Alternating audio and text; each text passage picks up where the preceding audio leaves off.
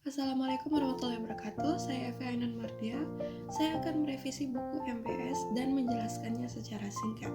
Baiklah, saya mulai dengan sebagai sebuah teori, manajemen meliputi pengetahuan, seni, dan prinsip-prinsip yang berkaitan dengan manajemen suatu organisasi.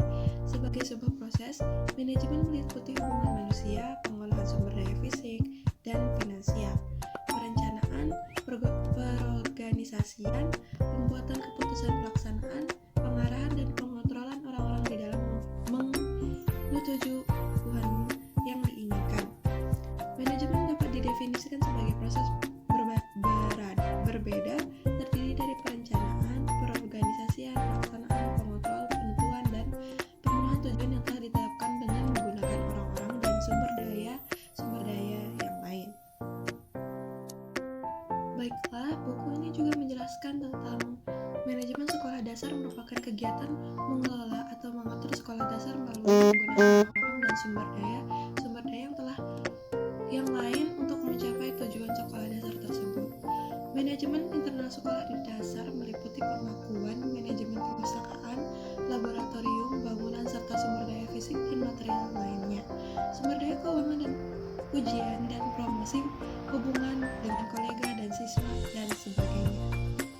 Organisasian, pengarahan, pengontrolan, pengoordinasian, pembuatan keputusan, evaluasi, serta kegiatan-kegiatan atau program-program yang akan dijalankan.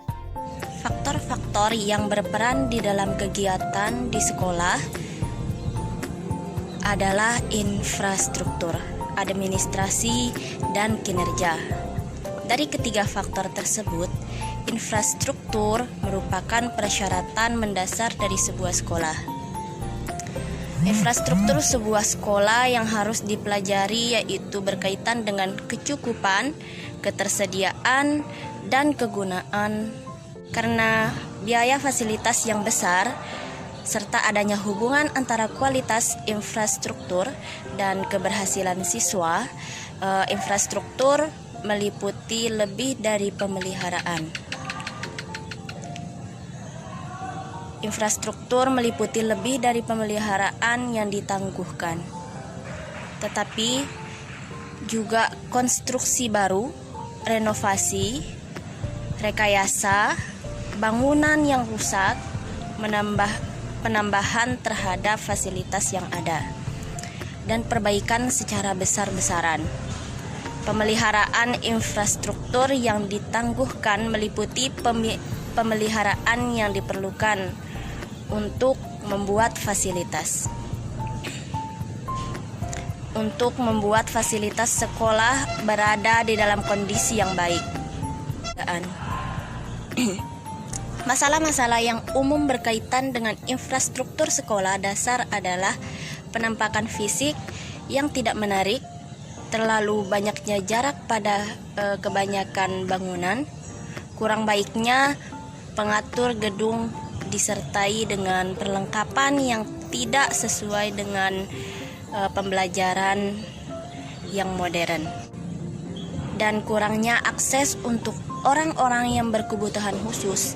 Prinsip-prinsip di dalam merencanakan bangunan sekolah dasar adalah kecukupan kurikulum, keselamatan, dan kesejahteraan, koordinasi interfungsional, efisien, dan kesatuan, keindahan, adaptabilitas, dan ekonomis.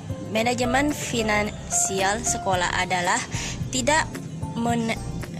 tindakan manajemen kinerja dihubungkan dengan aspek finansial sekolah dengan tujuan utama untuk mencapai pendidikan yang efektif yang dilaksanakan oleh seorang yang memiliki kewenangan.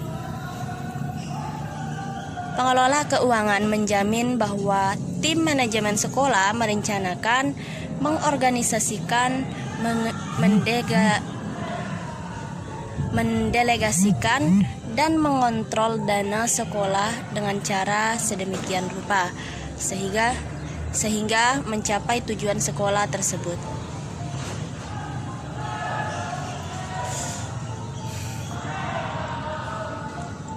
Manajemen finansial adalah aspek yang terpadu dari manajemen sumber daya.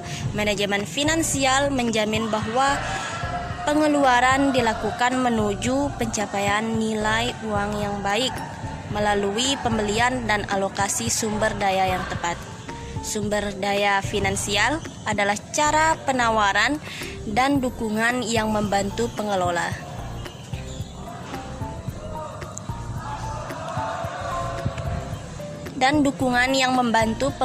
Sekolah dalam pencapaian tujuan dan terdiri dari uang, waktu, sumber daya material, dan keahlian manusia.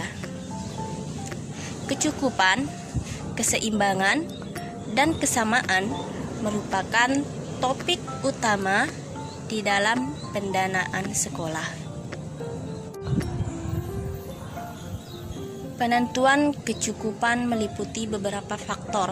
Faktor-faktor tersebut adalah efisiensi, hasil yang diinginkan, dan kemampuan pemerintah untuk memberikan jumlah dana yang tepat sesuai dengan kebutuhan. Jika sebuah sekolah memiliki biaya operasional yang rendah dan dicapai prestasi belajar siswa yang rendah pula, maka sekolah tersebut diklasifikasikan sebagai sekolah yang tidak efektif.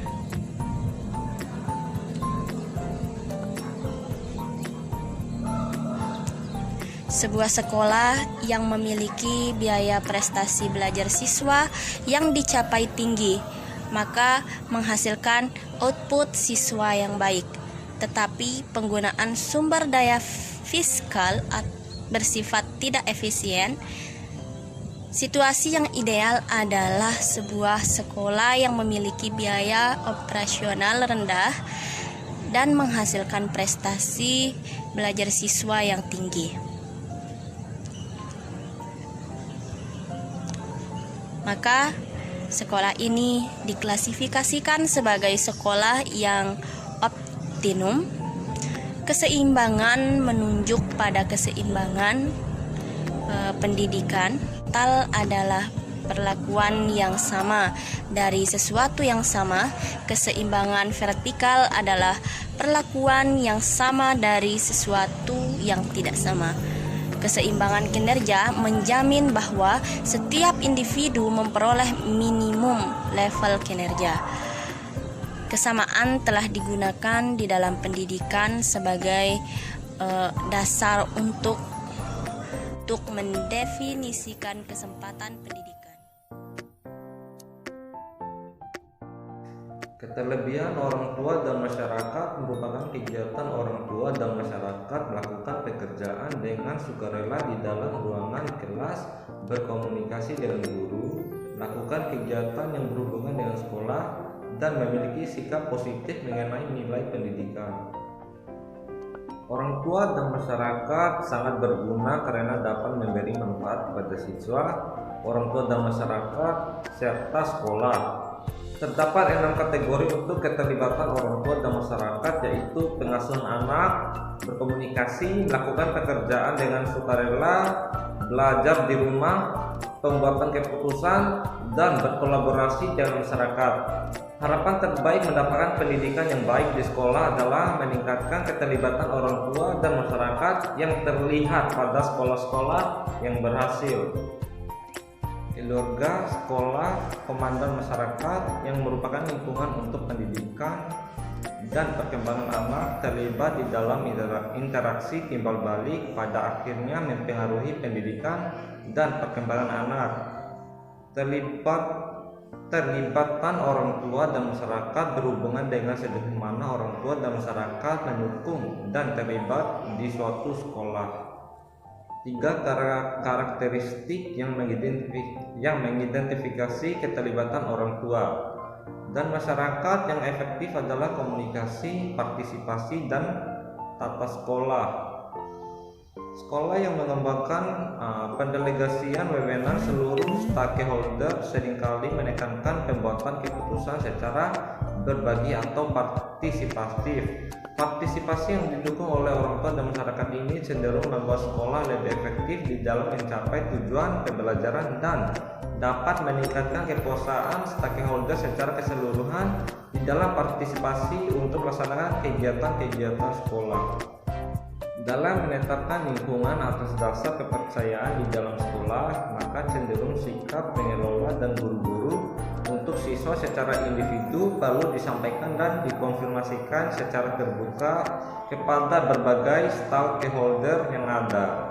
Keterlibatan orang tua dan masyarakat di sekolah memberikan manfaat secara signifikan bagi siswa adalah meningkatkan prestasi akademik, sikap belajarnya, tingkat dropout yang menurunkan keamanan dan stabilitas emosi, serta perilaku kehadiran siswa di sekolah. Dan orang tua dan masyarakat juga bermanfaat bagi guru-guru dan sekolah adalah hubungan yang meningkat antara orang tua dan masyarakat, guru-guru dan sekolah. Pengetahuan mengenai situasi rumah anak-anaknya dapat secara positif mempengaruhi pendidikannya. Komitmen mengajar yang meningkat dan keterlibatan orang tua dan masyarakat dapat mengurangi muatan kerja guru pada saat orang tua dan masyarakat terlibat di dalam kegiatan sekolah.